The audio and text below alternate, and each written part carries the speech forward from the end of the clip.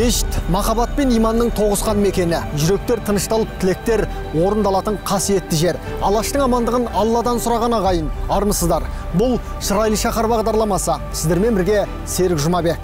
Шығарылымның бүгінгі санында Орта Азиядағы ең үлкен мешіттердің бірі Ақ мешітті көрсетіп, Бейсбековтер отбасының қолөнер бұйымдарын тамашалайтын боламыз.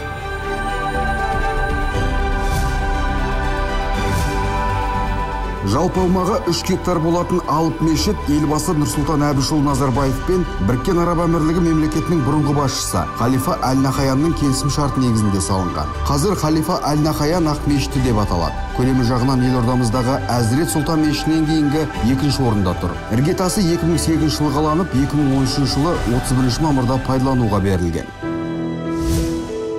Ақ мешіт Шымкент қаласының батыс жағындағы Темірлан тас жолының бойында орналасқан. Өзгеше сәулет стилімен, үлкен күмбез және биік мұнаралармен толықтырылған кешен қаланың ең әдемі ғимараттарының бірі саналады. Бұл Ақ мешіт өздеріңіз қаланың кіреберісінде, мынау әуежайдан келе жатқан кездегі бетте орналасқан. Негізгі имамдарымыз біздің ақпараттық насихаттық тобымыз сол жақта жұмыс жасайды. Өздерінің архитектуралық келбеттерімен де өзгеше. Осы біздің өңірдегі ең үлкен мешіттердің бірі болып табылады.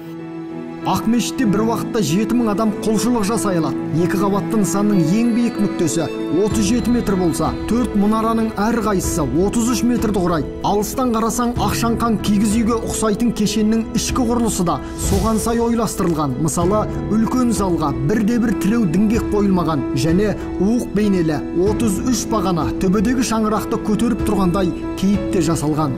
Бұл орталық мешіт тек қана бір 5 уақыт намаз оқитын жер ғана емес, рухани орталық болып жатыр бүгінгі таңда. Саяхатшылардың, көптеген туристердің бас сұғатын, тамашалайтын бір зәулім ғимаратын айналып отыр. Қазіргі таңда мешіттің айналасындағы 1,2 гектар жерге көгалдандыру жұмыстары жүргізіліп, 1000-ға жуық ағаш және бұта отырғызылған. Туристер мен өзге де келушілерге қолайлы жағдай жасау мақсатында қызметкерлердің санын арттырып, автотұрақтарды жөндеу көзделген. Біздің мешітте 20 шақты адам жұмыс істейді. Олардың қатарында 6 имамымыз бар және 3 ұстазымыз. Енді Құдай қаласа осы 2 ғимаратымыз қосылатын болса, ұстаздардың да саны көбейеді. Келесі жылдың көктемінде автотұрақты мына жерде ашатын болсақ, тіпті адамдарға келіп кетуіне де өте жеңіл болады.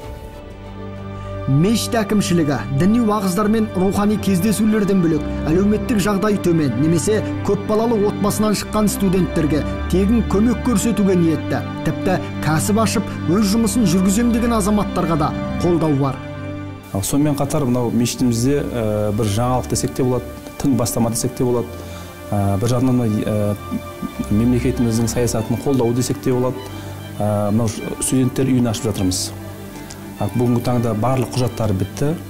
120 балаға арналған, студентке арналған арнайы біздің жаңағы үлкен ғимаратымыз бар, жатақханамыз бар, оқу корпусы бар. Бүгінгі таңда осындай бір жақсы жаңалықпен бастағалы отырмыз. Ол жерде жаңағы көп балалы отбасылар бар, жағдайы жоқ, бірақ талантты, талапты сондай студенттерді қабылдаймыз. Олардың жату орны, тамағы барлығы тегін болып есептеледі Құдай қаласа.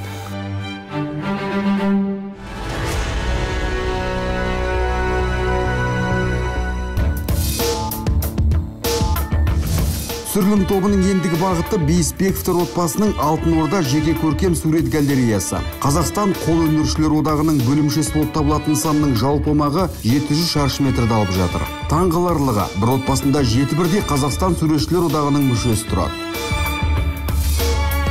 Мың естігеннен бір көрген артық дейтін сөздің реті келіп тұр. Өйткені таңғалмау мүмкін емес. Бейне бір қолөнер бұйымдарын жасайтын фабрика дерсіз. Шығармашыл отбасының шексіз қиялынан туған әр туындының өз айтары бар. Тек түсіне білу керек.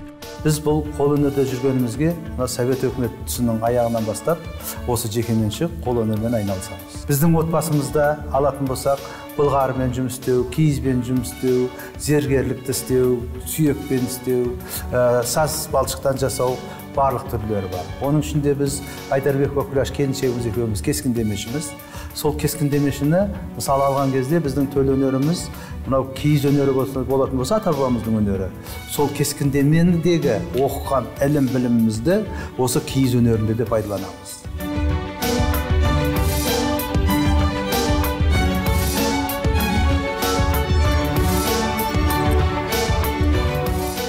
500-ге жуық қолөнер туындысының ішінде маған қатты ұнағаны мына ашамай. Болатбек Бектасұлы ағамыз алдағы уақытта арнайы атағаш жасап, осы ер тоқымға лайықталған атты жасап, баланың ұлттық таным деңгейін арттыру мақсатында осындай дүниені жасауды жоспарлап отыр. Яғни бала атағашқа атын байлап, жүген ноқтасын салып, атқа мына ер тоқымды ерттеп, айылын тартып, үзеңгісін шіреп тұрып, атына мініп, қолына қамшысын ұстап отырса, ұлы даланың ұланы деген атқа ие болады ғой ұрпағымыз. Шынымен керемет дүние. Бағыздан бүгінге, бабадан балаға жеткен дәстүрді сақтай отырып, таза әрі табиғи шикізатты пайдалану шеберлердің басты ұстанымы. Мынадай дамыған заманда мұндай қасан қағиданың қажеті қанша дерсіз, бірақ ұмыт бола бастаған кейбір ұлттық қолөнер бұйымдары өзіндік технологияны қажет етеді. Мен қазір мынау кілемді тоқып жатырмын. Бұл кілемнің аты шатыргүл. Кілемнің әр түрі болады. Тақыр кілем, түкті кілем деген сияқты. Мынау соның түкті кілемі. Қазір мынау ұзындығын 1,5 метрдей қылып тоқимын. 2 шатыргүл салам. Себебі сол станок сондайға арналған. Кішірек кілем шығарғанға. Енді мынаны 2 адамдап тоқитын болсақ, 1 айда бітіріп қоямыз. Әке көрген оқ жанар деп тегін айтылмаса керек. Берік Болатұлы да ата жолын қуып, бала кезінен осы кәсіпке бет бұрған. Қазір темірден де, теріден де түйін түйеді.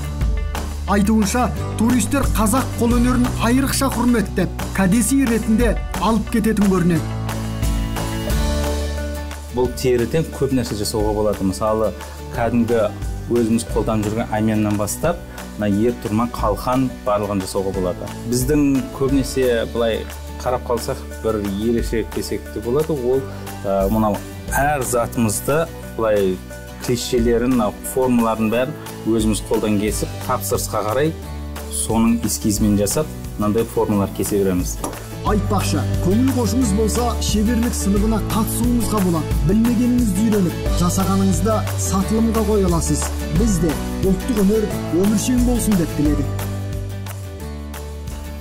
Берік мырза аптасына тура осындай әмияндардың 200 данасын жасайды. Қазақ қолөнерінің даму деңгейін бүгін байқап тұрғандаймыз. 4000 дана әмиян Америкаға тапсырыспен жөнелтіледі. Солай ғой. Бізде енді жақсыны көрмекке шеберлік сабағын алғымыз келіп тұр. Беке, не үйретесіз бізге? Қазір үйрететінім мынау мектеп жасындағы балдарға тиын салатын әмиян жасап көрсетеміз.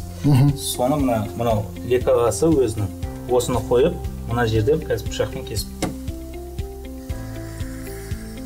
Мына кесіп болған затымызға мына лекаламызды қойып, мына тесіктерін белгілеп шығамыз. Кнопка қоятын жерлер. Келесі этапымыз осы белгілеген тесіктерді мына балғамен ұрып тесіп шығасыз. Келесі этапымыз осы әмиянға оюымызды бассақ болады. Жүріңіз.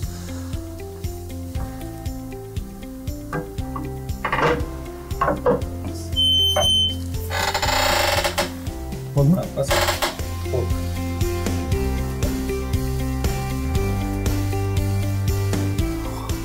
Осы әмиянды жабылатын қып, мына жерге өз кнопкаларын орнатамыз.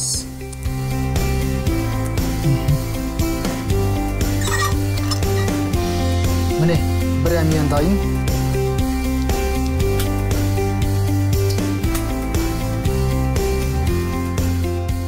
Шығарылымның бүгінгі саны қазақ үшін қастерлі қос бірдей құндылыққа арналды. Бірі дін, бірі қолөнер. Барды бағалау, алаш қаманат. Бұл Шырайлы шаһар бағдарламасы. Амандықта жолға.